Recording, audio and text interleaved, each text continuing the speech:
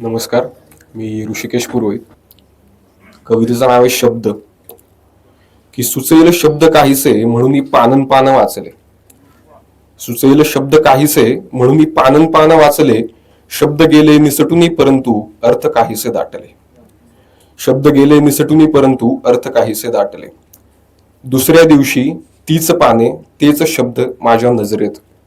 दुसऱ्या दिवशी तीच पाने तेच शब्द माझ्या नजरेत. भावना दाटून येता शब्द विरले आकृतीत. भावना दाटून येता शब्द विरले आकृतीत. पान बदलले ओळखीचे.